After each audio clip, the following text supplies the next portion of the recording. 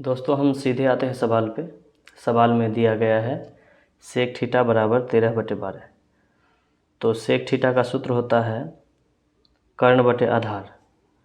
तो अन्य सभी त्रिकोणमितीय अनुपात पर क्लिक कीजिए।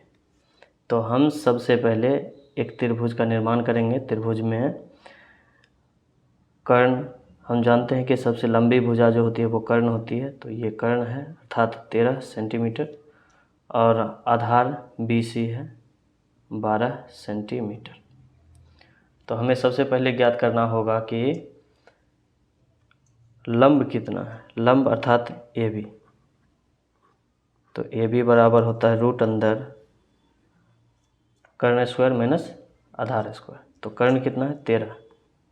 तो 13 का स्क्वायर माइनस 12 का स्क्वायर।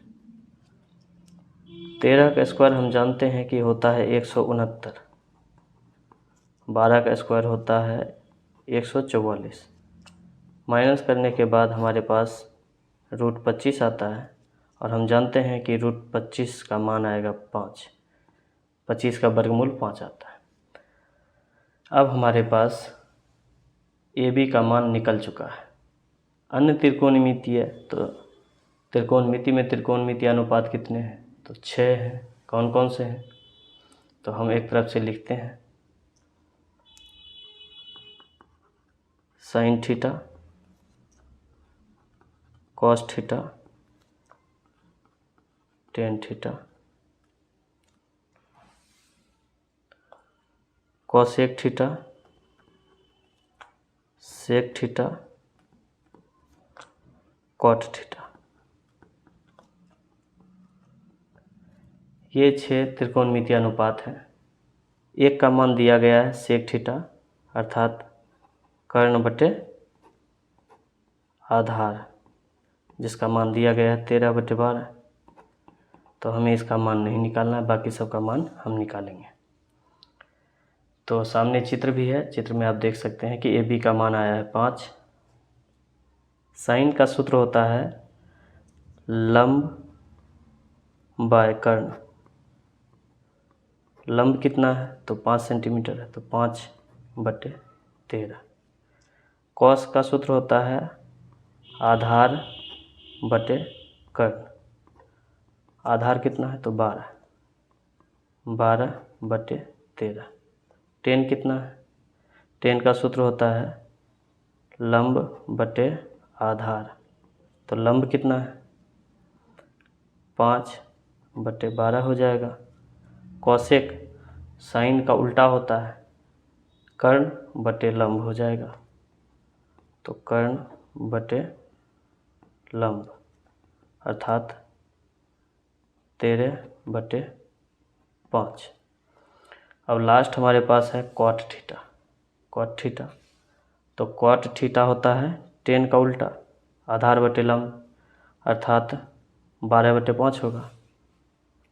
तो कॉट का पहले सूत्र लिखेंगे आधार बटे लंब अर्थात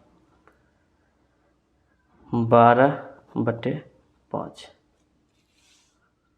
तो इस प्रकार हमने सॉल्व किया ये त्रिकोणमिति का 5वां सवाल। अब हम जाएंगे अगले सवाल पे। तो दोस्तों आइए अगले सवाल पर। अगला सवाल है यदि कोण A और कोण B न्यून कोण हो तो जहां cos A बराबर cos B, तो दिखाइए कि कोण A बराबर कोण B। तो सबसे पहले हम एक त्रिभुज बनाएंगे जिसमें A और B को न्यून कोण बताया जाएगा। तो हमने एक त्रिभुज बनाया जिसमें A और B न्यून कोण है और C यहाँ दिया गया है cos A बराबर cos B। तो हम सबसे पहले लिखेंगे cos A बराबर क्या होगा? cos B बराबर क्या होगा? cos का फॉर्मूला होता है आधार बटे कर्ण। तो आधार कितना है हमारे पास? जब cos A के बारे में बात हो रही है तो A के सामने वाली भुजा लंब होगी, आधार होगी AC अर्थात AC/2 कर्ण कितना है ए बी। कॉस बी का भी फॉर्मूला सेम आएगा, आधार बटे कर्ण। इसमें आधार कितना आएगा, कॉस बी की बात हो रही है अर्थात लंब होगी ए सी तो आधार होगी बी सी, तो बी सी बट्टा ए बी, चूँकि दिया है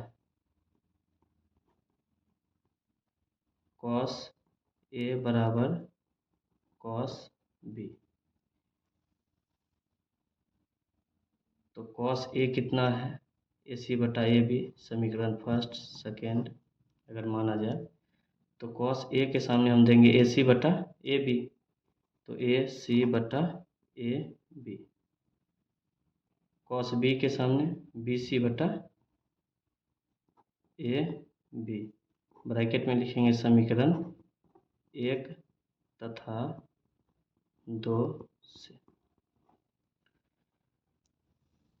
हमारे पास इतना आ गया है, ए बी और ए बी मिल रहा है। अगर हम इस ए बी को बराबर के उस पार ले जाएंगे तो ये कट जाएगा, इससे अच्छा है कि हम यहीं काटते हैं, अर्थात ए सी बराबर बी सी। हम चित्र को देखते हैं, ए सी बराबर बी सी, अर्थात ये भुजा और ये भुजा दोनों बराबर दिखा रहा है, तो इसलिए कोण ए बराबर कोण सी हो जाएगा।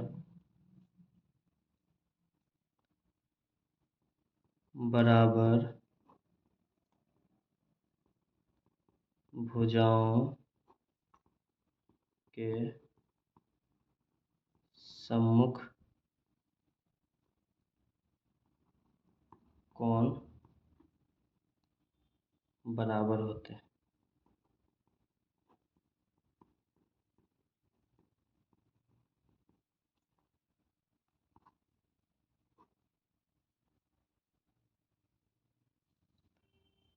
इसलिए ए कोण ए बराबर कोण सी हमें मिल गया।